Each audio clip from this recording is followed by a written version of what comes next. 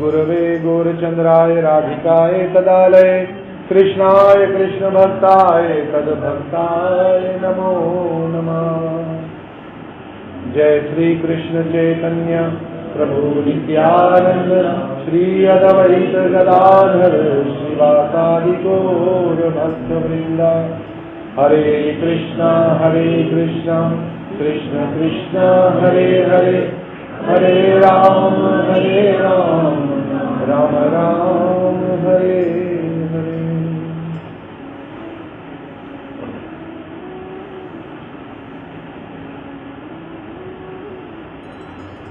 तो हम लोग रोज चर्चा कर रहे हैं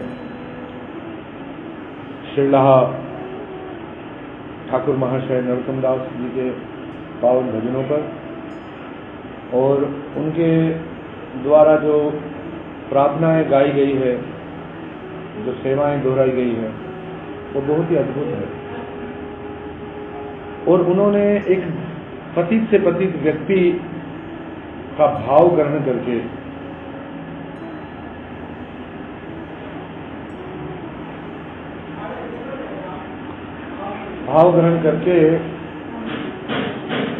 ये जीव जगत को सिखाया है कि किस तरह हम भगवान से, गुरु से, वैष्णवों से प्रार्थना करें और अपने आप को क्या सोचें, हमारी स्थिति क्या है, हम क्या है और क्या हमने पाया, क्या हमने खोया।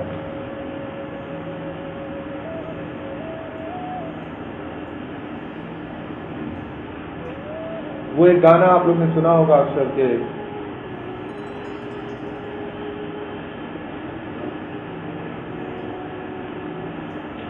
तुमको देखा तो ये ख्याल आया, जिंदगी धूप तुम घना छाया। तेरे जाने के बाद सोचेंगे हमने क्या खोया, हमने क्या पाया। तो हमने एक मनुष्य जन्म को प्राप्त किया, गुरु वैष्णवों को प्राप्त किया, तो फिर उसके बाद भी हमारी दिशा क्या है, ये इनके भजनों से हमें सीखने को प्राप्त है। और अगर इनके भाव के साथ अगर हमारा भी भाव मिल जाए तो हम पर कृपा अवश्य होगी। हालांकि वो पूर्ण परिपूर्ण है, भक्ति में सिद्ध है और भगवान के नित्य भक्तों में से है, गोपी मंजरियों में से है, परंतु फिर भी साधन अवस्था में, जैसे एक कोई आदमी बीमार जब हो जाता है ना, तो उसको अनुभूतियां होने लगती है कि अभी मर गया, अभी मर गया।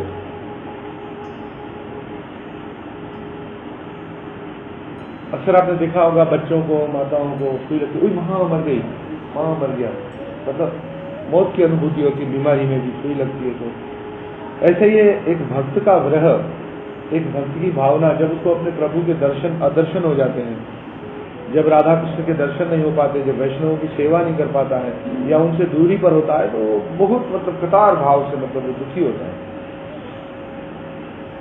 तो यहां पर कहते हैं हरि हरि के मोर करम अभाव,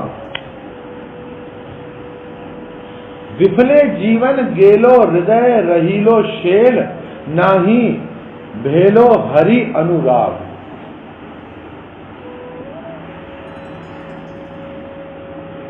यज्ञ दान तीर्थ स्थान, पुण्य कर्म जप ध्यान, अकारणे सब गेलो मोहे।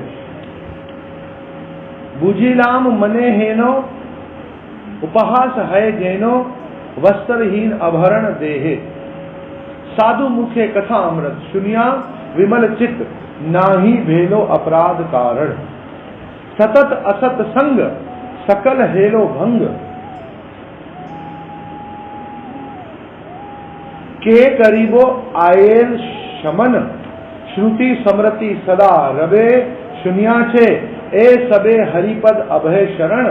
जन्म लिया सुखे कृष्ण, न बोलिनो मुखे, न करीनो से रूप भावान। राधा कृष्ण दोई पाए, तनु मन रहो ताए। आर दूरे जाऊक वासना, नरोत्तम दास कहे। आर मोर नाही भय, तनु मन सोपिनो आपाना। बहुत सुंदर भाव है। मतलब जितने इतने सारे जो भजन थे, उन सब भजन का मतलब एक सिरमौर प्रार्थना है ये। श्री ठाकुर महाशय इस दिव्य बोधिका प्रार्थना में साधारण मायाबद्ध मानव की दुर्दशा का साफ तौर पर चेहरा बयान कर रहे हैं, स्पष्ट। देखिए, हमें सत्संग भी मिलता है, कीर्तन भी मिलता है, भजन भी मिलता है, सेवा भी मिलती है, साधु संग भी मिलता है, फिर भी हम लोग भटक जाते हैं। उस दिशा को बयान कर रहे हैं, उसका लाभ, उसकी अहमियत हम समझते नहीं हैं। क्या कहते हैं कि श्री राधा माधव के चरणों में शरणागत हो रहे हो। पहले कहते हैं हरि हरि के मोर करम अभाग, विफले जैनो जीवन गेलो, हृदय रहीलो शेर नाही बेलो, हरि अनुराग। हाय हाय मेरा कैसा दुर्भाग्य है। क्या है? मेरी ये कैसी बदनसीबी। दुर्भाग्य मतलब क्या है? बदनसीब। कर्म फल कैसा दुष्ट है, ये दुर्लभ मानव जीवन विफल हुआ। मतलब ये मनुष्य जन्म क्या हो गया? निष्फल हो गया। कांटे की चुभन की तरह हृदय में दुख हो रहा है। हरि भजन में अनुराग नहीं हुआ। मनुष्य जन्म पाया पर हरि भजन में अनुराग नहीं हुआ। जितनी तरफ हमें धन कमाने की है, जितनी तरफ हमें पहनने ओढ़ने की है, देखो माला के बिना तो कहीं चले जाएंगे, पर बगैर स्त्री के कपड़ों से कहीं नहीं जाएंगे। सोचेंगे ये कभी कभी बहुत सारे लोग तो सत्संग प्रोग्राम में भी नहीं आते। बोले क्या? बोले कपड़े स्त्री नहीं थे। एक छोटी सी बात, कितना आकर्षण है हमारा संसार। तो ये सारी चीजें हमें संसार में कितनी है। अभी देखो मोबाइल के बगैर नहीं चलेगा, पर माला नहीं हुई तो नहीं हुई, भगवान का भजन दर्शन हुआ नहीं हुआ तो नहीं हुआ। छोटी छोटी चीजें हमें पकड़ती है। तो सबसे पहले मनुष्य को खान पान और पहनने ओढ़ने की चिंता, उससे आगे कमाने की चिंता, और फिर उसको जो कमाया है उसको भोगने की चिंता लगी पड़ी। कांटे की चुभन की तरह हृदय में दुख रहा है, हरि भजन में अनुराग नहीं हुआ। कर्म फल या अदृष्ट के साथ हरि भजन का कोई संपर्क नहीं। ये केवल महत कृपा जनित सुकृति सापेक्ष है। कहते हैं कि किसी शुभ कर्म से भक्ति नहीं मिल सकती, जितने भी अच्छे कर्म करो। पर अच्छे कर्म करने वाले मतलब बहुत बड़े बड़े लोग पड़े हुए हैं। उनकी हम अच्छे कर्मों की, उनके दान की, उनके दया की हम लोग बातें देखेंगे तो मतलब हो सकता है कोई भक्त उसकी बराबरी नहीं कर सकते। लेकिन उतना दान पुण्य धर्म करने के बाद, उस अच्छे कर्म करने के बाद भक्त नहीं बनते, क्योंकि भक्त बनने की भावना तो किसी महापुरुष की कृपा से आती है। कहां से आती है? और हमारा क्या है, स्वभाव क्या है कि जो महापुरुष है, जो हरि भजन करते हैं, जो भगवान का प्रचार करते हैं, उनमें हम दोषी देखते रहते हैं, उनमें दोषी देखते रहते हैं, उनकी निंदा ही करते रहते हैं। जब व्यक्ति गलत होता है ना, वो सबको गलत ही ठहराता है। वो कहते हैं ये भी सही नहीं है, वो भी सही नहीं है, वो भी सही नहीं, ये तो है ही नहीं, ऐसे बोले, ऐसे लगता है। तो महत कृपा जनित सुकृति साक्षेप। किसी महत कृपा कैसे होती है? जाने अनजाने में किसी साधु को आपने भोजन करा दिया, किसी को कोई सेवा कर ली, उसका दर्शन कर लिया, उसका जूठन प्राप्त कर लिया, उसकी चरण रज मिल गई, कभी प्रणाम कर लिया, या देख के आप प्रसन्न हो गए, सुकृत जमा हुआ। एक ये भगवान की कृपा कैसे है, किसकी अनुगामी? जैसे आप किसी माता जी के बच्चे या किसी माता पिता के बच्चे की तरफ जिसका अनुराग अधिक होता है ना, उन लोगों खुद ही खुद उनसे मित्रता बन जाती है। आप किसी के बच्चा कोई रो रहा है, उसको आपने संभाल लिया, घुमाया, खिलाया, तो कैसे उनके जो परिवार जन लोग होते हैं, जैसे उनके माता पिता होते हैं, खुद ब खुद उस व्यक्ति के मित्र हो जाते हैं। मतलब उनकी मित्रता उस बालक की अनुगामी होती है।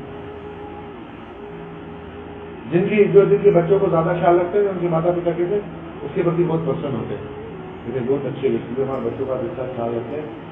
और कभी कभी जिससे बहुत मित्रता भी होती है ना, तो बच्चों को धड़का देते हैं, वो थोड़ा उसे खींचे देते, बोलते ये है तो फिर बच्चों को तरफ देते। जैसे होता है ऐसे ही भगवान अपने भक्त से वत्सल प्रेम करते हैं, इसलिए जो उनके भक्तों के प्रति अनुरागमय होते हैं भगवान उनके प्रति अनुरागमय वत्सलता है उनके प्रति उनकी आकर्षण भगवान। तो इसलिए भगवान ने शर्त रखी है कि मेरी कृपा जो है भक्त अनुगामी है। भक्त अनुगामी का मतलब क्या है कि किसी भक्त की कृपा तुम पर होगी तभी मेरी कृपा होगी। और भक्त वही है जो सदैव दूसरे जीवों का कल्याण करे, जिससे दूसरे जीव का भला हो, खुद स्वयं कष्ट देकर भी दूसरे जीव का क्या करते हैं, भला करते हैं। अब एक बात की और सावधान है, आप किसी वैष्णव के चरणों में अपराध करें, वो वैष्णव न गिने। माधुर्य कदमनी में लिखा है कि भक्त के चरणों में आपने अपराध कर दिया,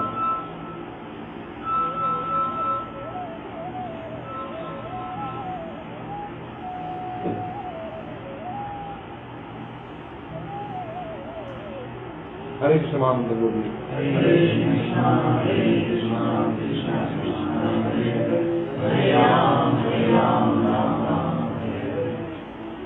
भक्त की कृपा किसकी अनुगामी है? भगवान की कृपा भक्त की अनुगामी है। जिससे भक्त कृपा करते हैं तो उसको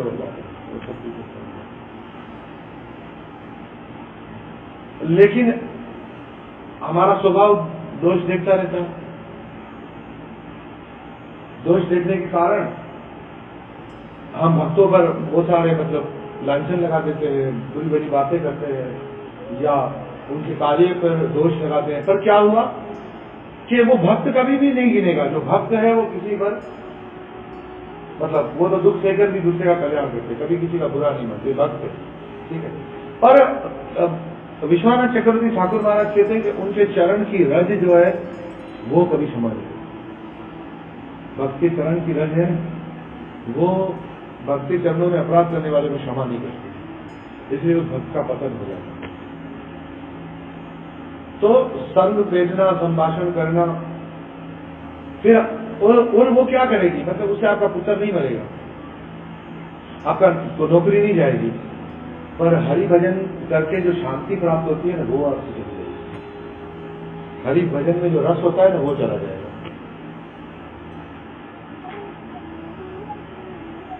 इसीलिए साधु का धन, साधु का मन और साधु के तन के प्रति कोई अपराध नहीं होना चाहिए, क्योंकि साधु का जो कुछ भी है वो ठाकुर जी का,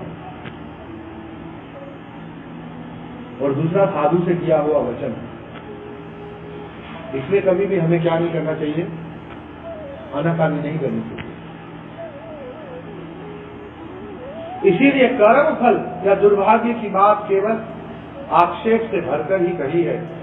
मानव देह श्री हरि भजन के निमित्त ही है, भजन विहीन मानव जीवन व्यर्थ है।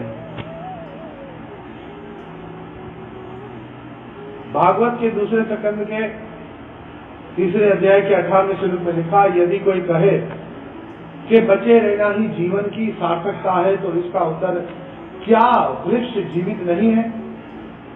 तो कहता है जिंदा रहना ही जीवन का सार है। अक्सर लोग बोलते हैं जान है तो पर क्या ये दरख्त जिंदा नहीं? हजारों साल खड़े लोग अभी फोटो खिंचाते हैं 5000 साल पुराना दरख्त, तो दरख्त होकर कर क्या रहा है? यही सर्दी गर्मी धूप बारिश सह रहा है और खड़ा है। एक वृक्ष बहुत समय तक जीवित रहता है।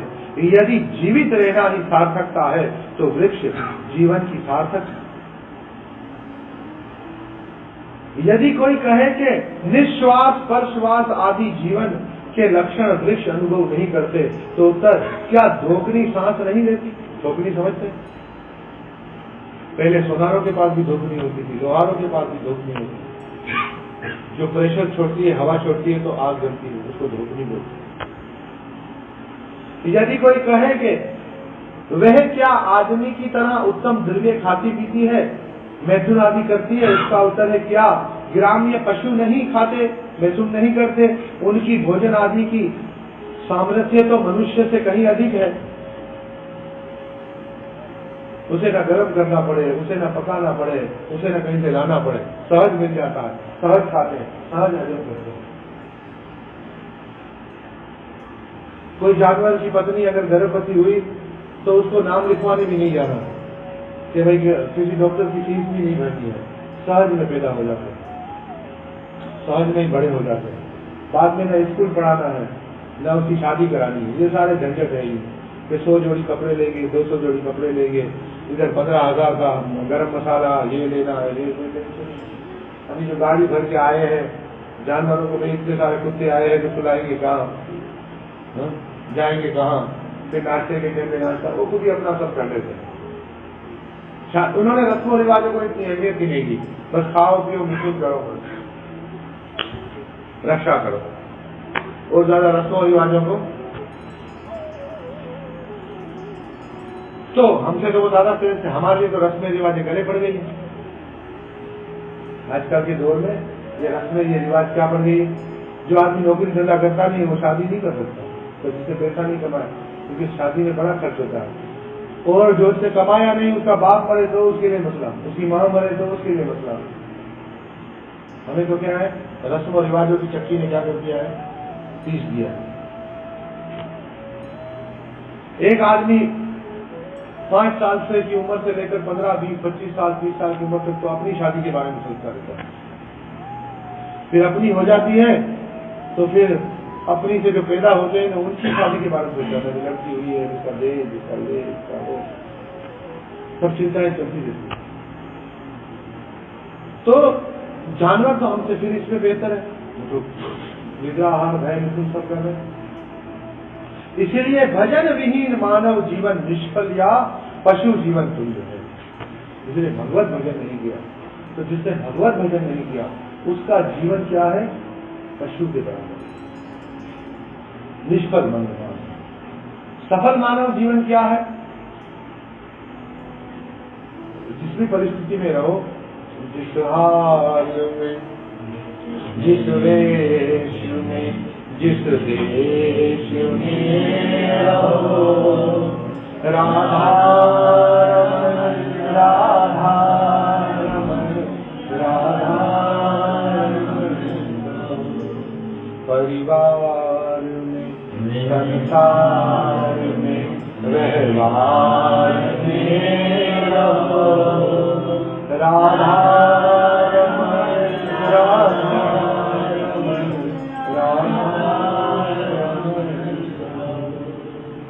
पूजन में, सत्संग में, कीर्तन में रहो, राधा रमण राधा रमण राधा रमण। तो जैसे भी में रहो वो याद कर दिया, जिस रंग में, जिस ढंग में, ये नहीं लगा, इसकी वजह से लगा, क्योंकि हमें अपना रंग ढंग तो बदलना है। जिस रंग में है, जिस ढंग में है, उसमें राधा रमन करते रहेंगे तो लांछन आ जाएगी, क्योंकि रंग ढंग आज के जमाने के अच्छे नहीं। इसलिए मैं नहीं कहता जैसा कि जिस रंग में, जिस ढंग में, जिस संग में हो, नहीं, हमें रंग भी बदलना है, ढंग भी बदलना है और संग भी बदलना है।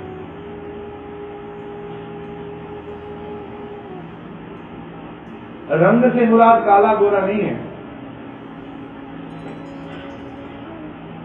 देखो इस संत को पहले बोलते थे काला कैलाश, ये बात तो मुझे पता नहीं होगा, ये बोलते थे, सबसे बता तो साधु भी छुपाए हुए।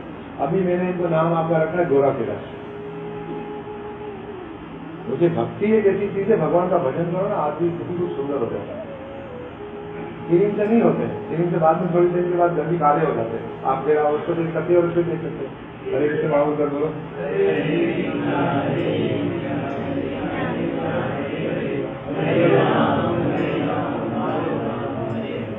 जब कुछ आदमी प्रसन्नता से खाता है ना तो उसके चेहरे की चमक बढ़ती है, और जो लोग भी रो रो कर खाते हैं उनका पेट खराब, उनका दिमाग खराब, उनकी चेहरा खराब, सब खराब। जब भी खाओ प्रसन्नता, तो भगवान का प्रसाद साधु वैष्णव को खिला देते। तो हमें रंग कौन सा, जो रंग हमें दुनियादारी का चढ़ा हुआ है उसको चेंज कर रहा है। लाली मेरे लाल की जिस देखो उस लाल, लाली देखन में गई, मैं भी हो गई। तो मतलब ऐसा रंग संसार का हटे और भक्ति का चढ़े। इसलिए मीरा जी कहती है शाम पिया मेरे रंग दे ऐसी रंग दे के रंग ना ही छूटे, धोबिया धोए चाहे सारी उमरिया, शाम पिया मेरी रंग दे।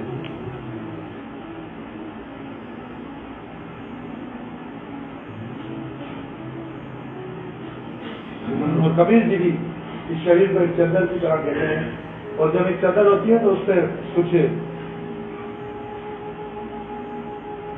कलाकारियां होती हैं। एक कशीदाकारी होती है, एक रंगरेजी होती है, रंगरेज। तो कबीर कहते हैं जब मोरी चादर रंग घर आई, रंग रेज को दीदी, ऐसा रंग रंगा रंग लेने तो लालो लाल कर दी। तो ऐसे मतलब ये जो लाली है वो लाल दिखने वाली लाली भी नहीं है। ये जैसे सूरज निकलता है और सुबह की लाली होती है ना, ये दिव्य ज्ञान के प्रकाश की लाली है। जब सुबह सुबह होती है ना, अंधेरे में धूप हो और थोड़ी लाली वहां आसमान में गिर जाए तो हमें लगता है सूर्य उदय हुआ है ना। फिर हमारे सारी मतलब सारी परेशानियां जंगल के अंदर भी हो तो आदमी को मंगल हो जाए, तो ये ना हो गया। तो ये ऐसे दिव्य ज्ञान के प्रकाश की लाली है। और ढंग तो हमें बदलना है, क्योंकि हर आदमी अपने संसारी जीवन में थोड़ा बेढंगा है। बेढंगा समझते हैं, कहाँ बैठना है, कैसे बैठना है, कैसे बोलना है, कैसे चलना है, ये सबको नहीं आता है, कैसा व्यवहार करना है। तो इसको सुधारना ही ढंग है। और संगत कीजिए साथ की अगम बतावे बात, संगत करोगे गधे की तो यादव प्रभु जैसे मारेगा लाभ। यह तो संगत का बड़ा प्रभाव है। कभी कभी देखो कुछ लोग मतलब दुखी आदमी के साथ रहते हैं तो वो भी दुखी दुखी आपको नजर आएंगे, क्योंकि संगत दुखी कर रहे हैं। कोई कमजोर आदमी के साथ रहता है तो उसके अंदर भी कुछ ना कुछ कमजोरियां आ जाती है। निराश व्यक्ति के साथ व्यक्ति निराश हो जाता है। कारोबारी व्यक्ति के साथ रहता है तो कारोबारी माइंड हो जाता है। 1 2 3 4 मतलब पकड़ पकड़ बमने को 80 में रुक इसके चक्कर में मर जाता है। पर एक बात कभी नहीं भूलनी चाहिए कि कवा चला हंस की चाल, अपनी चाल भी भूल। हम किसी की नकल भी करें पर थोड़ी अकल के साथ, क्योंकि हम लोग देखो जैसे दुनिया के अंदर अभी जैसे कोई सियासी आदमी के साथ रहते हैं तो सियासतदान बन जाता है। तो अगर सदा राधा रमन जी का कीर्तन चलता रहे, सदा ठाकुर जी का भजन चलता रहे, तो उसके लिए क्या है, अपने संग को बदलना है। साधु पुरुष जो रंग में रंगा हुआ है, जो भक्ति में भरा हुआ है, वो तो किसी के भी संग में रहे, किसी के भी साथ रहे तो उसको भी बदल देगा। पर नया साधक अगर किसी के साथ रहेगा तो खुद बदल देगा। कभी कभी लोग मुझसे प्रश्न करते हैं कि भाई हम यहाँ सत्संग वहां सत्संग सब जगह जाए नहीं जाए, लेकिन आप जाओ और जहां आपके गुरु और आपके ठाकुर जी की निंदा होती है वहां नहीं, जहां वैष्णवों की निंदा होती है वहां नहीं जाए। अगर वहां जाओगे तो फिर वो भी तुम्हें बचा नहीं सकेगा। जिसका भी सुनो, भले सुनो, पर तुम्हारा दृढ़ विश्वास रहना चाहिए। जैसे एक स्त्री देखो एक पुरुष के साथ विवाह करती है, घर में जाते हैं, घर में तो बहुत सारे पुरुष होते हैं, कभी ससुर से संभाषण करती है, कभी देवर से, कभी जेठ से, कभी रिश्तेदार आते हैं उनसे, पर उसका एकमात्र समर्पण किसके प्रति है, अपने पति के प्रति है। तो वो स्थान वो किसी को प्रदान नहीं करता। देह मन और अंतरात्मा में किसको विराजित रखती है, पति। इसी प्रकार से संत शास्त्र और गुरु,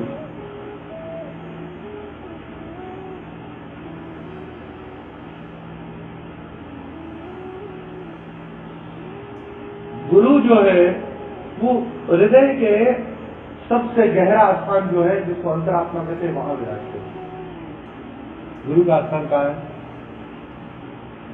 अंतरात्मा में, और वहां से सबको प्रकाश देते हैं। और शास्त्र जो है वो हमारे संस्कारों में प्रकाशित होते हैं। शास्त्र कहाँ प्रकाशित होते हैं, हमारे संस्कारों में। हमारे चलने में, हमारे उठने में, हमारे बोलने में, हमारे आने में, हमारे जाने में शास्त्र की शिक्षा प्रकाशित होती है। जैसे देखो, कभी हम कोई जैसे रसन प्याज नहीं खाते हैं तो कोई बोलते हैं कि शास्त्रों में मना किया गया। सुबह सवेरे मंगल आरती में उठते तो कहते ब्रह्म मुहूर्त में उठना शास्त्रों में कहा।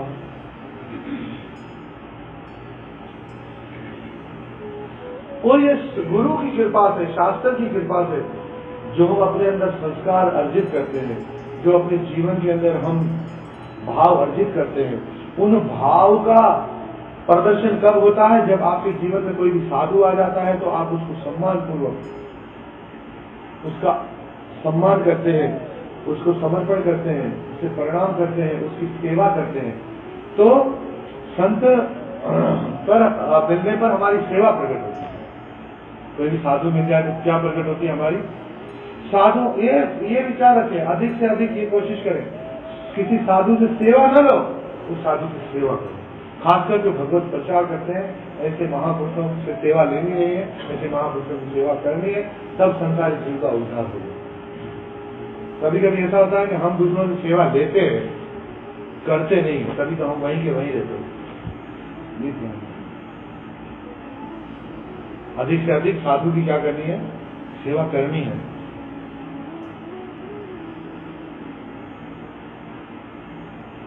देखो थोड़ा सा देख लो अभी का, हम इतने संयमी भी नहीं गुरु वैष्णव का इंतजार करें, पहले से आहार कर लिया, अपराध हुआ। मतलब सिखाने के लिए बोल रहा हूं। इतनी भी हमारी इंद्रियां संयमी नहीं है, तो इसके लिए हमें दुखी होना चाहिए। ये कैसे भोजन उतर गया भाई? तो ये यहां से ऐसी शुरुआत होती है, ये संत का प्रभाव होता है। ये हमें सीखना है, हमें सेवा करनी है, हरस परस सेवा करो। कोई सेवा कर रहा है तो छीननी नहीं है, पर हरस परस सेवा करो। तो हम संसार में लिप्त है, अधिक अपने जीवन को वैराग्यमय करके पूरे विश्व में प्रचार नहीं करते चाहिए। जो परिवर्तित भक्त है उनकी अधिक से अधिक संसार व्यक्ति को सेवा करनी चाहिए, उनसे लेनी नहीं चाहिए, तभी उसका उद्धार होगा। ये ध्यान में रखना है। जिन भक्तों ने पूर्ण जीवन समर्पित कर दिया है, ऐसे क्या कहते हैं, भगवान नाम के प्रचार में संपूर्ण जीवन समर्पित करने वाले महाभागवतों की निंदा करना भी अपराध है, उन महाभागवतों से सेवा लेना भी अपराध है। वो सहज भाव से करे वो अलग बात है, पर आज्ञा सूचक भाव से हमें उनसे सेवा लेनी नहीं चाहिए। उन्हें कभी अपशब्द नहीं देने चाहिए। यहां से महत कृपा रुकती है। यहां से क्या है? कृपा प्राप्त होना रुकती है। यही ये साधु की सेवा आपको उस भयंकर नरक से छुड़ाएगी, वैतरणी नदी से छुड़ाएगी, बहुबंधन से छुड़ाएगी। सेवा का भाव होता है। हरे कृष्ण महामंत्र बोलिए।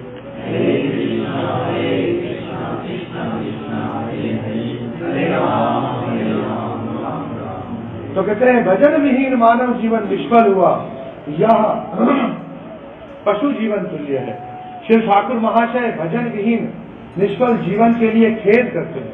विफले जीवन गेलो हृदय रहीलो शेर, नाही भेलो हरि अनुराग। मुझ जैसे जीव को भजन विहीन जीवन बिताने पर भी उसके लिए किसी प्रकार के दुख का अनुभव नहीं। भक्ति के बगैर जी रहे हैं, भक्ति नहीं कर रहे हैं, सेवा नहीं कर रहे हैं, पर उसका कोई दुख नहीं है। सुबह सुबह भगवान जगाते हैं और हम भगवान को ठुकराते हैं। आपको कोई भगवान ने जगाया? कभी नहीं। आपको कैसे जगाते? कैसे? कृपा।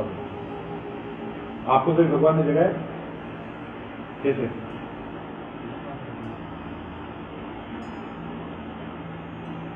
किसको आपको जगाया भगवान ने?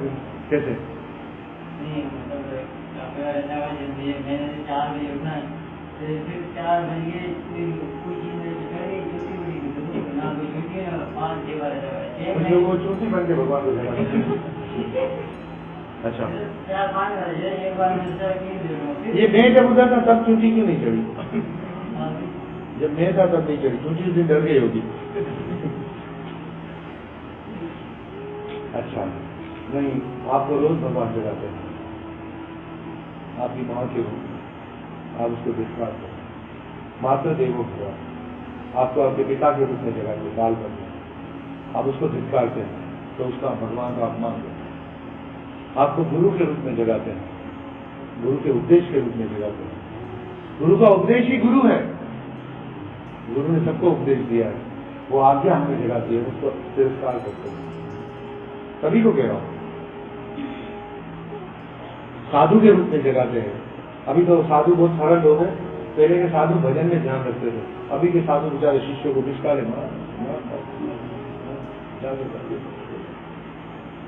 जगाना, कभी साधु के रूप में।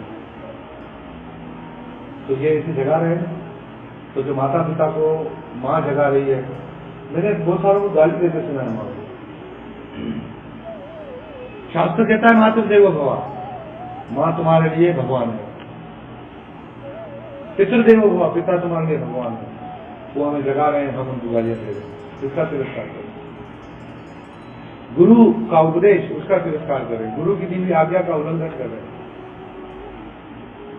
क्या कहते हैं, तीसरा अपराध क्या है?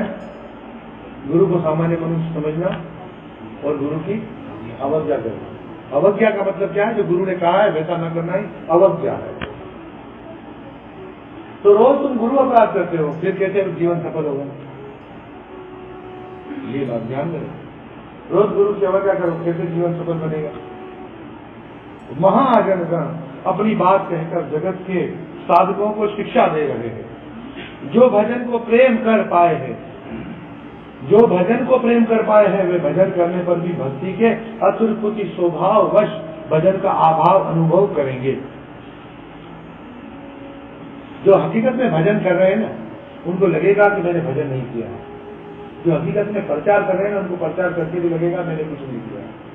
और जिन लोगों के अंदर थोड़ा सा रंग है, वो तो जैसे अभी हम लोग बैठे हुए थे उत्सव में, बहुत सारे भक्त आए हुए थे, तो एक भक्त बार बार कह रहे इसका भी गुरु मैं हूँ, उसका भी गुरु मैं हूँ, उसका।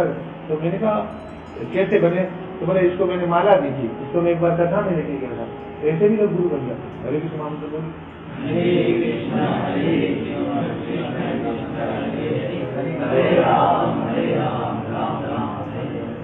हम लोग भंडारा खिला के नैना धोला के आश्रम में भिक्षा विक्षा देने के बाद भी अभी तक गुरु नहीं हुए।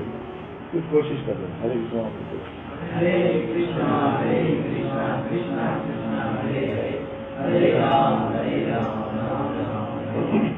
व्यक्ति ऊंचे से ऊंचा गुरु का पद है, भले किसी भी ऊंचे पद पर बैठे, पर रहे अपने सहज स्वभाव। क्योंकि जीवन में ऊंच नीच भगवान क्यों करते हैं कि देखते हैं ये सहज स्वभाव में है कि नहीं। हमारा आक्रोश कभी कभी किसी को थोड़ी मतलब कुछ करने को मिल जाता है ना, फिर उसको डांटेंगे, उसको बोलेंगे, बात करेंगे, मतलब ऐसे जैसे पूरा आसमान इन्होंने सर पे उठाया होगा, सहज हो जाए, सरल हो जाए। कुछ लोगों को होता है ना, भूत मैंने अनुभव करा, मैं ही कुछ करूंगा, वो उससे चिंता में पड़ जाता है। मतलब थोड़ा सरल हो, आज्ञाकारी हो, जितनी आज्ञा नहीं है इतना करो, सरल होगा जीवन। जब हम किसी की कृपा से करते हैं ना, तो हम बहुत सरल होते हैं। जब हम अपने स्वयं के आधार पर करते हैं तो बड़े फंस जाते हैं। करके भूलना ये थोड़ा मुश्किल है, पर करके भूलोगे तभी कृपा होगी। और उसके लिए चित्त में थोड़े बहुत दुख का भी अनुभव होगा। मुझ जैसे जीव के चित्त में मन लाभ, पूजा प्रतिष्ठा, देह देहिक आदि प्राकृत वस्तुओं के अभाव में सदा ही कितना दुख जागता है। ये अनुभव करो कि हमारे चित्त में, हमारे मन में जब हमें नुकसान हो जाता है, फिर हमारी क्या स्थिति होती है। जब पूजा हमारी होनी चाहिए, फिर किसी और की पूजा होती है। शब्द लिखा है पूजा प्रतिष्ठा, तब हमारी क्या स्थिति होती है। जब तारीफ किसी हो, हमने काम किया हो, तारीफ किसी और की हो जाए, फिर पता चलता है व्यक्ति इसमें बंधा हुआ है कि खुला हुआ है। जीव के कल्याण के लिए उसका मार्गदर्शन करे, ये एक अलग बात है, मार्गदर्शन अलग बात है। पर मन में अंदर ही अंदर उस चीज को लेकर दुखी होना, ये अलग बात है। अभी तो हम लोगों में से जैसे रसगुल्ला बांटा जाए, एक को ना मिले बार बार करेगा, भाई मुझे तो नहीं मिला था। हमें तो रसगुल्ला ही पकड़ लेता है, बाकी तो अलग चीजें। दूसरा न मिले तो व्यक्ति उसके लिए दुखी हो जाता है। रसगुल्ला सबको दिए, हमको तो दिए। एक बार हमारे पास उत्सव में एक दो भगत लड़ रहे हैं, एक दूसरे की माँ बहन बेटियों को गालियां दे रही, तो सारे लोग जमा हो गए। और एक तो बोला था कि भाई आत्मा प्रभु आपके शिष्य नहीं, पहली बात है भाई मेरे शिष्य नहीं, ये तो नए भक्त आए। भाई क्या हुआ? बोले भाई मेरी थाली में वो आम रखा हुआ था, ये कराची में मेरा रसगुल्ला खा गया, उसमें मेरा झगड़ा हुआ, यहाँ पे मेरा आम खा गया। वो उसको ऐसे समझाना चाह रहा था कि किसी ब्राह्मण दीक्षित भक्त की थाली से ऐसे उसके बगैर पूछे नहीं लेते खाते हैं। उसको ब्राह्मण होने का अहंकार था, उसने कहा सारे बराबर है, तुम लोग मेरे से आसमान से आए। वो न दीक्षित भक्त था। ऐसे होता है, कभी कभी आम पकड़ ले, कभी रसगुल्ला पकड़ ले। कभी लोग बोलेंगे हम वहां गए, किसी ने हमें पूछा ही नहीं, पानी का भी नहीं पूछा, पकड़ लेता। ये पूछा प्रतिष्ठा की भावना है।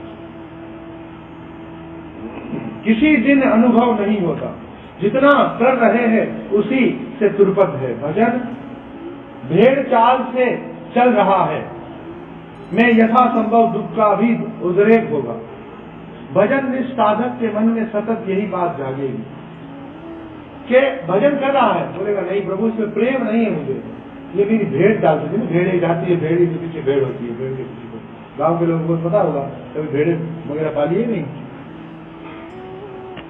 भजन नहीं कर पाया, हाय ऐसा दुर्लभ मानव जीवन व्यर्थ ही बीत गया, मेरी क्या गति होगी। यही कर्म जीनिए आरती उत्कंठा जगाकर साधक को शीघ्र प्रेम के राज्य मिले जाएगा। जब ये दिन होगा ना कि मैं जितनी माला कर रहा हूँ ये तो बस फेर रहा हूँ, ये मोती तो माला का तो फिर रहा है पर मन वाला नहीं फिरा।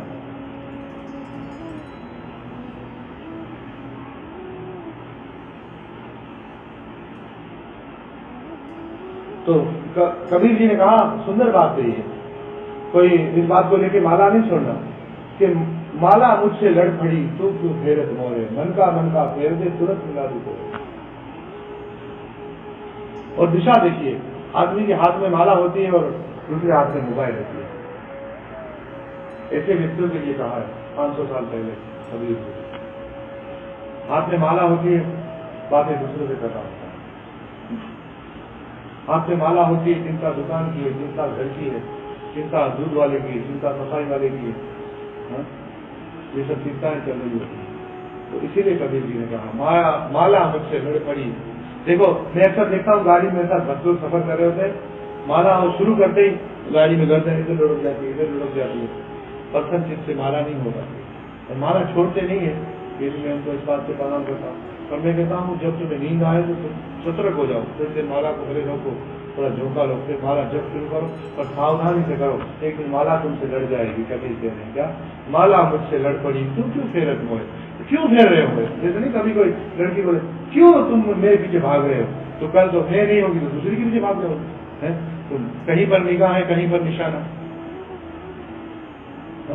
तो वो ऐसे मोहब्बत भी आदमी की इधर उधर बैठी हो तो कोई स्वीकार नहीं करता। भगवान ये नाम प्रभु कैसे स्वीकार करेंगे?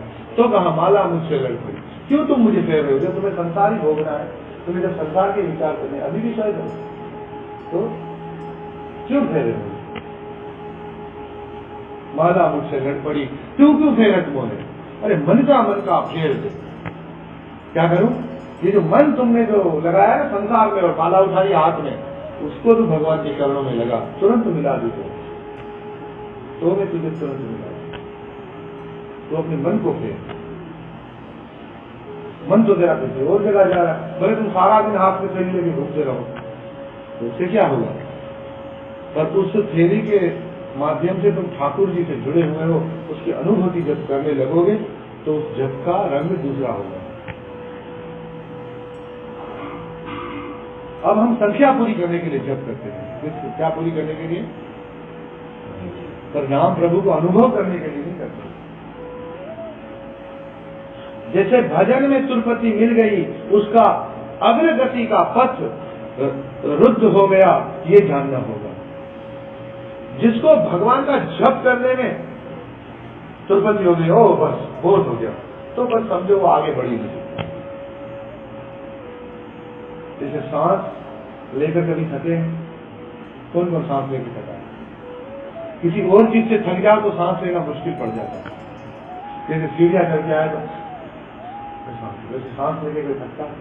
इसीलिए कबीर ने कहा श्वास श्वास पर नाम जप, वृथा सांस मत खो, न जाने के अंत का यही सांस लेना। तो श्वास श्वास पर भजन करना है। ठाकुर महाशय कहते हैं नाही भेलो हरि अनुराग, तृष्णामय अनुराग नित्य अनुभव वस्तु में नहीं विचित्रता अनुभव करता है। अनुरागमय भजन जीवन प्राप्त होने पर एक और साधक निर्विधि भजन करके भी भजन फिरसाक से अधीर होगा। निर्विधि भजन 24 घंटे चल रहा है फिर भी अधीर होगा, अभी तक भजन नहीं हुआ, अभी तक वो भजन नहीं हुआ जो भजन होना चाहिए। तो दूसरी ओर उसे श्री हरि के नाम रूप गुण लीला आदि की माधुर्य प्रति क्षण नव नवायमान रूप में अनुभूत होगा। और क्या है, जो अनन्य भजन कर रहा है और भजन करके अतुलपद हो रहा है, तो हर एक क्षण क्या होगा, भगवान का नाम, भगवान का रूप, भगवान के गुण, उनकी लीलाएं नई नई होकर सामने प्रकट होगी। किसी के मन में यह बात आ सकती है कि भजन न करने से ही जीवन विफल होने का क्या कारण है। कोई बोलेगा भाई मैं यज्ञ करता हूँ, दान देता हूँ, पुण्य करता हूँ, तीर्थ स्नान जाता हूँ, मैं इधर से मतलब हमारे पास तो भगवान माता रानी की कृपा से हिला तीरथ ही है सबसे। तो कटाक्षराज तो ये पैदल जाएंगे नहीं, इधर से कटाक्षराज भी है पर ये तो पैदल नहीं जाएंगे उछल से।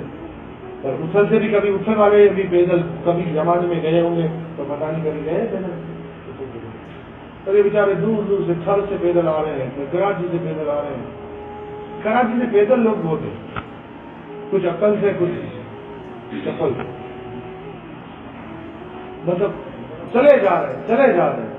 मैं निंदा नहीं कर रहा हूँ, मतलब देखो सोचे समझे बिना किए जा रहे हैं। रास्ते में चल रहे हैं, होटलों पे मांस खा रहे हैं, सबरदा सूचा रब सच्चा दे बंदा झूठा, सिलम भी पी रहे हैं, टुकड़ी भी फूक रहे हैं और फिर भी जा रहे हैं पैदल भी।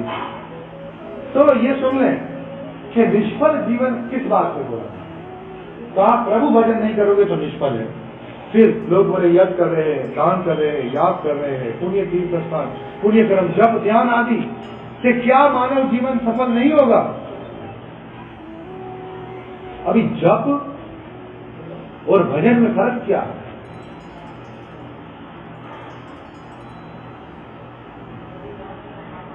जप और भजन में फर्क क्या है?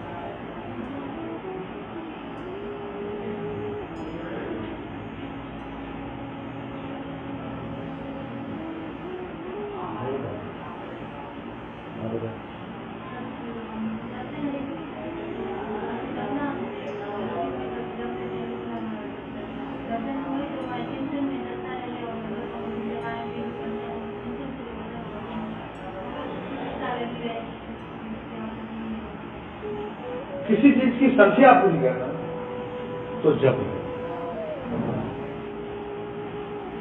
पर जो हम जिस प्रभु का हम नाम ले रहे हैं उसके रूप, उसके गुण, उसकी लीलाओं में खो जाना ये भजन है।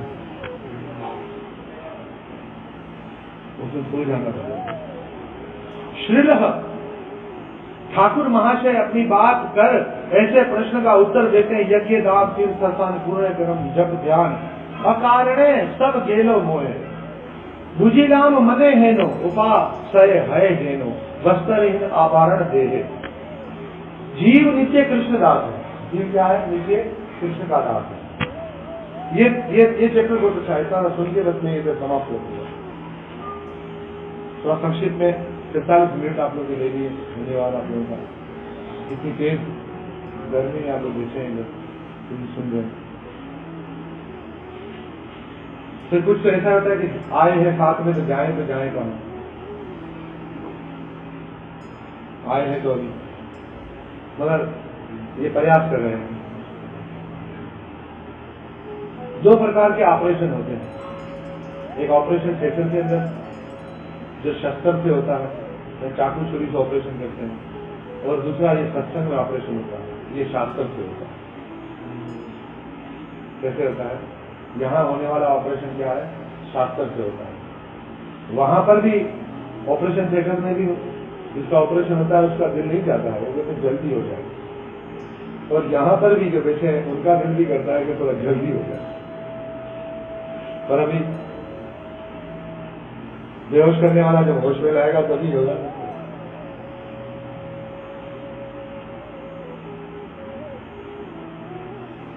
तो एक सत्संग की एक मस्ती है, एक मौज है, और इसमें डूबे बगैर तो व्यक्ति इसका रस नहीं ले सकता। डूबना सत्संग की गहराई में, उस आनंद के अंदर खो जाना, ये इसका रस, इसका मजा ही कुछ निराला है। जो खो गए हैं इसमें, उसे संसार की कोई चिंता नहीं। श्रीवास ठाकुर की मैं मिसाल देता हूँ। चैतन्य महाप्रभु के संत कीर्तन आनंद के अंदर खोए हुए अचानक गृहस्थ वालों ने बताया तुम्हारा बेटा मर गया। बोले खामोश हो जाओ, किसी को नहीं बताना, संत कीर्तन भंग हो जाएगा। ऐसे हजारों करोड़ों बेटे कुर्बान प्रभु के सत्संग हरिनाम संकीर्तन के प्रति। ऐसे लोग, ये पूरी पृथ्वी अगर रसातल में चली जाए तो भी ऐसा आनंद थोड़ी मिल सकता।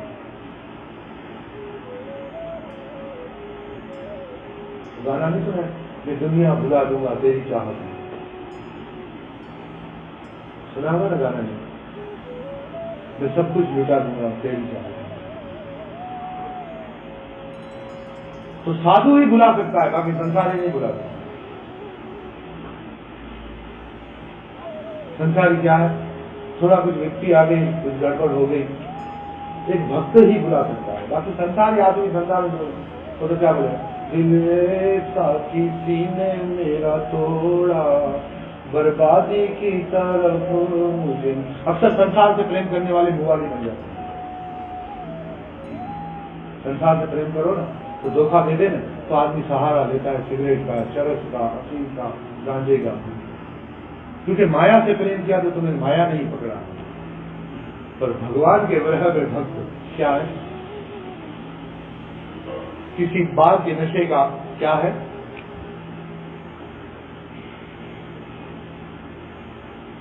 बाहर के नशे की जरूरत नहीं उसको। शायर ने क्या खूब कहा है, हमने तेरे बगैर एक ही काम किया, तुझे भुलाने के लिए तुझे ही याद किया। उसकी याद आई तो फिर उसे भुलाने की कोशिश की कि थोड़ी देर इसे भूल जाए तो संसार का थोड़ा मजा ले ले, पर फिर उसी को याद करना पड़ा।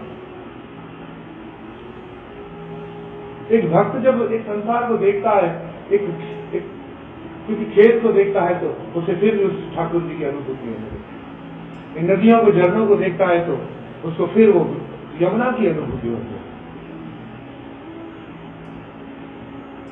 लो आ गई तेरी याद, तुम नहीं आए। तो ऐसे प्रभु के ब्रह्म में भक्त जो उसको किसी संसारी नशे का कोई सहारा लेने की जरूरत नहीं। इसलिए गुरु नानक देव जी महाराज कहते हैं, नाम कुमारी नानक चढ़ी रहे दिन रात। ये तो उतरती ही नहीं, बस पीते रहो। उतरती तो है ही नहीं, चढ़ी हुई है। नाम का नशा ऐसा हरिदास ठाकुर महाराज को चढ़ा है, 22 बाजारों में बेतों से मार रहे हैं, लातों से मार रहे हैं, गालियां दे रहे हैं, कोई फर्क नहीं पड़ा। और भी प्रार्थना करते हैं, प्रभु ये तो अनजान लोग हैं, ये अत्याचार कर रहे हैं, पर आप कृपा करते हैं। हाथरी के अंदर मारने वाले बोलते हैं, अरे हरिदास, हे यवन हरिदास, कृपा करके तुम, हम तुम्हें नहीं मार सकते, तुम मरो, तुम नहीं मरे तो हम मरेंगे। उस वक्त हरिदास ठाकुर जी ने प्राण शून्य हो गए और देखा मर गए, नदी में फेंक दिया। जैसे वो सब गए उठकर खड़े हो गए, हरे कृष्ण कृष्ण कृष्ण हरे हरे राम राम राम हरे कृष्ण कृष्ण कृष्ण हरे राम राम राम। सुबह वापस उसी गली से निकले जिन्होंने ये मरवाया था, लोगों ने देखा था, लोग मूर्छित होकर जमीन पे गिर पड़े। ये है नाम का नशा, यह नाम अमृत।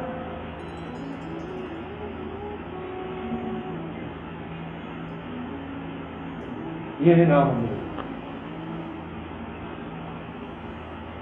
लोग 5 जगह पे कहते हैं अमृत अनुभव करते हैं।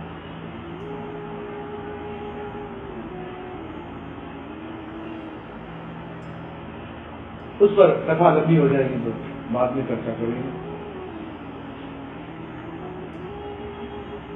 इस अमृत के विषय में तो नाम अमृत है। और नाम अमृत कब अनुभव कब होता है? जब किसी महापुरुष की साधु के संग के अंदर इसका रस आस्वादन करते हैं, तब ये इसके अमृत का मजा आता है। वैसे तो सागर में अमृत गिरा जाता है,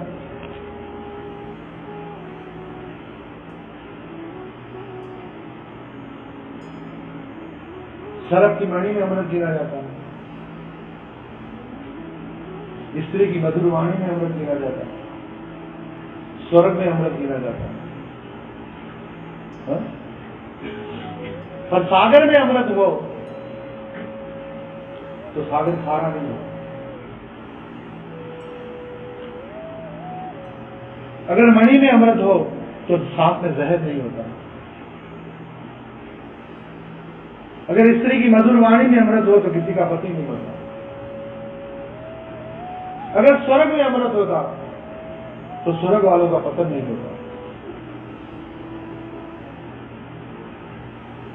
साधु की वाणी में ही अमृत है। यही संसार के बिगड़े हुए जीवन को सुधार सकती है। साधु की वाणी में अमृत विराजमान। तो साधु की वाणी में अमृत कहां से प्राप्त होता है? नाम अमृत। हरि नाम की महिमा का अमृत साधु पिलाते हैं, जीव उससे जागता है। तो प्रिय भक्तों,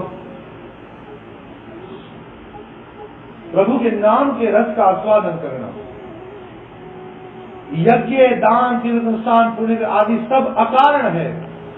जैसे वस्त्र हीन नंगा व्यक्ति यदि अलग अलग प्रकार के जेवर पहन भी ले तो खूबसूरत नहीं लगेगा। वस्त्रहीन कोई मानव अगर बहुत कीमती कीमती हीरे जवाहरात भी पहने तो कभी सुंदर लगेगा? नहीं लगेगा। इसी प्रकार भक्ति के बिना सभी आत्मा के लिए उपहास का हेतु होता है। यही जानना होगा। पहले भक्ति करो, फिर भक्ति के साथ यज्ञ करो, दान करो, तपस्या करो, किसी तीर्थ पे जाओ, कहीं भी जाओ तो जीवन सफल सफल सफल बनता है। पर प्राथमिकता किसको देंगे? भक्ति को। फिर कहते हैं साधु मुखे तथा अमृत सुनिया विमल चित नाही भेलो। अपराध कारण साधु मुख से हरि कथा अमृत श्रवण करने से चित शुद्ध शुद्धि हरि कथा रस के आस्वादन और भक्ति प्राप्ति की फल श्रुति श्रीमद् भागवत देखते हैं। भगवान कपिल देव अपनी माता देवकी से कहते हैं सताम प्रसंग नाम वीर्ये सनविदो भवन्ति हत कर्ण रसायन कथा तजोषणादि शौवर्गः गर्वा वर्तमनि श्रद्धा रतिर भक्तिर अनुकर्म शयति। हे मात, साधुगण का प्राकृत संग मिले तो मेरी महिमा सूचक हतकरण रसायन कथा ही अवतरण होती है। आपको साधु मिला पता नहीं चलेगा। साधु मिला तो वहां हरि कथा होगी। राम कथा करे वो साधु है और काम कथा करे वो संसारी है। जो राम कथा करे वो साधु है और काम कथा करे वो संसारी है। अभी साधु के चोले में बैठा हुआ व्यक्ति भी कभी इसका दुख जाहिर करना, कभी उसका, कभी संसार की इसकी बात, कभी उसकी बात, उसकी बात, तो ये काम कथा है, इच्छा पूर्ति काम कथा है। तो कह रहे हैं जब मेरा भक्त मिलता है तो वहाँ हरि कथा जन्म लेती है। उस कथा के श्रवण से अविद्या निवृत्ति के उपाय स्वरूप कर्मशः श्रद्धा रति एवं भक्ति मुझ में उत्पन्न होती है। तात्पर्य यही है कि मनुष्य जब साधु संग पाकर धन्य होता है तो साधु मुख से भगवान की पतित पावनिदा आदि अलौकिक चरित्र कथा सुनते सुनते भागवत चरणों में उसकी दृढ़ श्रद्धा उत्पन्न होती है। उन सब कथाओं से चित्त निर्मल होता है और कथाओं से हतकरण रसायन बन जाती है। कर्मशः निष्ठा रुचि आसक्ति स्तर पार हरि कथा सुनकर भी चित्त की साधक रति एवं प्रेम प्राप्त कर धन्य होता है। किंतु महद अवज्ञा किसी भगवान के भक्त के चरणों में अपराध करने की वजह से, महद अवज्ञा का मतलब क्या है? भगवान के भक्त के चरणों में अपराध किया। अपराध के रहते साधु मुख से हरि कथा सुनकर भी चित्त की कालिमा दूर नहीं होती। अपराध किया है ना वैष्णव के चरण में। फिर साधु के मुख से भगवान की कथा सुनने भी दिल की कालक जाती नहीं, दिल का मेल जाता नहीं। फलस्वरूप कथा श्रवण के उल्लेखित फल से श्रोता वंचित रहता है। श्री ठाकुर महाशय कहते हैं अपराधों के कारण साधु मुख से हरि कथा सुनकर चित्त तो निर्मल हुआ नहीं, ऊपर से सतत असत संग सकल हेलो भंग के करीबो आयलो शमन। श्री कविराज गोस्वामी पाद ने कहा है असत संग त्याग ए वैष्णव आचार, स्त्री संगी एक और साधु कृष्ण भक्त आठ।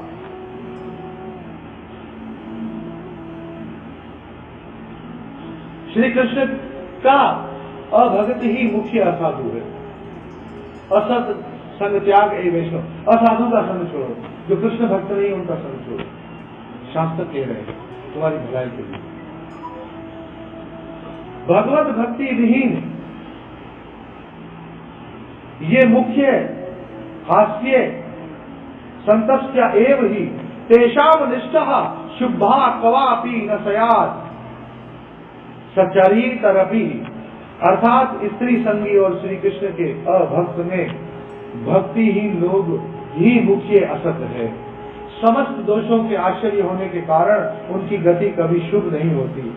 इन सब असतों के साथ सभी भंग अर्थात नष्ट हो जाता है। श्री कपिल देव ने कहा सत्यम शोचम दया मौनम बुद्धिर श्रियशमः शमो दमो भग्यश्चेत यत संगद्यात् यति संशयम् ते शव संतोषः मूढ़ेषु योषित क्रीडः मृगेषु च संगना कर्याचेतेषु खंडितात्मः स्व साधुषु न तकस्य भवद्बन्धो मोहश्च न्याय प्रसंगतः योषित संगः यथा पुंसो यथा तत्संगी संगीतः। हे माता, जिनके संग फल से मतलब जिसके साथ आप रहो, जिसका आप संग करो, तो तुमको कुछ बुराइयां आ जाए। क्या आ जाए? सत्य तुम्हारा चला जाए। कभी कभी हम गलत आदमी का संग करते, कोई पूछे तुम कहाँ हो, तो हम होंगे गलत किसी और जगह पे, बताएं किसी और जगह, यहीं से सत्य चला गया, झूठ बोलेंगे। सोच पवित्रता चली जाए, न खाने वाली चीजें खाने लगे, मौन। फिर ज्यादा लोगों के साथ जिसकी दोस्ती होती है बड़बड़ाते बोलते। बुद्धि, तब जो गलत काम में लगे तो अकल काम नहीं कर रही है। लज्जा चली जाए,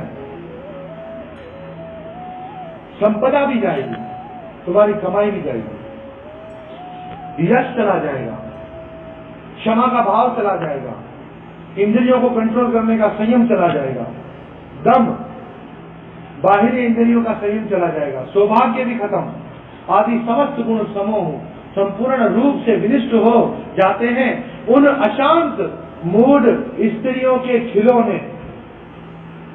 फिर अशांत और मूड हो जाए व्यक्ति और स्त्रियों के हाथ का खिलौना बन जाए।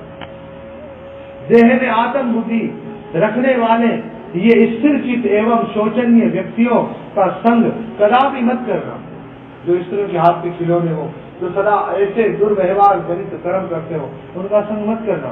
पुरुष को स्त्री संगी और स्त्री संगी के संग से जैसा मोह और संसार बंधन होता है, वैसा अन्य लोगों के संग से कदापि नहीं होता। इसे जो लोग ज्यादा स्त्रियों के बारे में बात करते हो, चाहे अपनी के पराई, दूर रहो।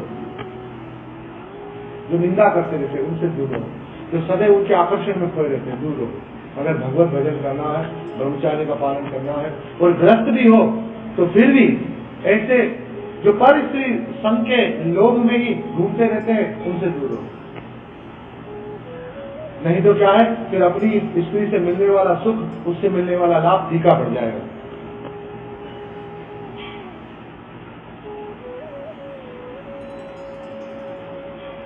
श्री ठाकुर महाशय कहते हैं अमृत असत संग से सभी विनिष्ट हो गया, अब मरण काल भी आने को है।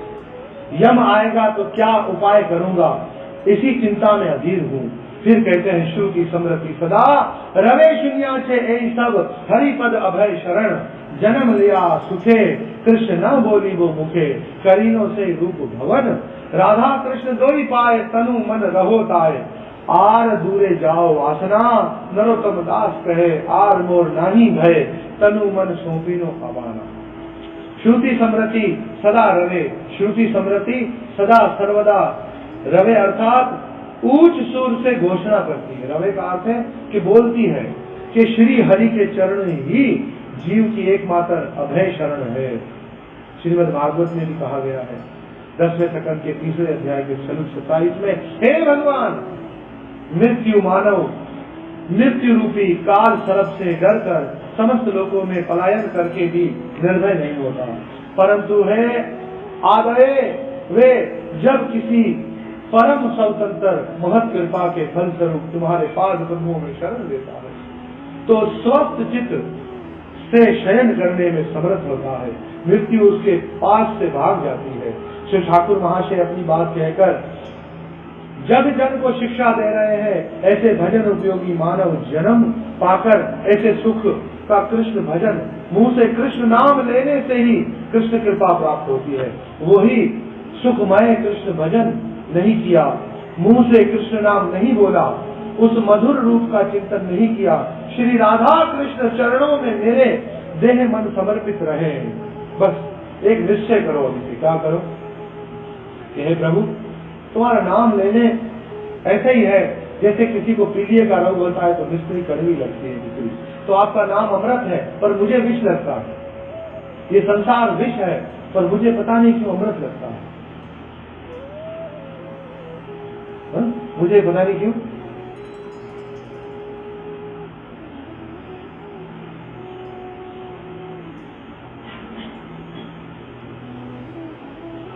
विष लगता है। जय प्रभु नाम प्रभु मुझ पर कृपा करो और ये अपने नाम की कृपा करो, मैंने अपने आप को तुम्हें सौंप दिया। और भक्त भगवान से प्रार्थना करें कि सौंप दिया ये जीवन भगवान तुम्हारे हाथों में, मेरी जीत तुम्हारे हाथों में, मेरी हार तुम्हारे हाथों। अभी तुम्हारी कृपा से मिलने वाली हार भी मुझे कबूल है, मुझे वो जीत कबूल नहीं जिस जीत के बल पर मैं तुम्हें भूल जाऊं। अगर मेरे जीतने पर तुम्हारी जीत है तो प्रभु फिर जिता दो, और मेरे हारने पर अगर तुम्हारी जीत है तो फिर मुझे हरा दो। पर मैं अपना हृदय तुम्हारे चरणों में हार जाऊं, बस यही सबसे बड़ी चीज है। तो श्री ठाकुर महाशय हमें समझा रहे हैं कि जब हम देह मन समर्पित कर दो और कृष्ण कर वासनाएं दूर हो, इस समर्पण के बाद मुझे और कोई ध्येय नहीं, बस मेरा समर्पण हो जाए। राधा कृष्ण प्राण मोरा युगल किशोर जीवन मरण गति बस ये भजन गाओ, इसको समझो, अपने जीवन में उतारो। ये नरसिंहदास ठाकुर महाराज की प्रार्थना है। अंधेरे में भटके हुए आदमी के लिए एक जलती हुई मिसाल के समान है जो उसको रास्ता दिखाती है। नींद में जलते हुए व्यक्ति जो नींद में चल रहा है किसी खड्डे में गिर सकता है, जैसे उसको कोई जगाने वाला हो, ऐसी ये प्रार्थनाएं हमें जगाती है, हमें हमारी दिशा बताती है किस ओर जा रहे हैं, किस ओर जाना है, किस ओर जा रहे हैं, क्या करना था, क्या कर रहे हैं। देखते रहे संसार की हालत क्या हो गई है, कितना बदल गया, कितना बदल गया, क्या करने आया था, क्या कर रहा है। श्री गौ राधा कृष्ण सत्तर विशेष कृपा करें, गुरुदेव भक्तिपाद प्रभुपाद सत्तर कृपा करें और हम सब इसी जप न करें और भजन करें। ये हमारे गुरुजन, हमारे वरिष्ठ आचार्यगण, हमारे वरिष्ठ गुरु भाई अक्सर कहते हैं भजन करो, हरे कृष्ण हरे कृष्ण कृष्ण हरे राम राम राम हरे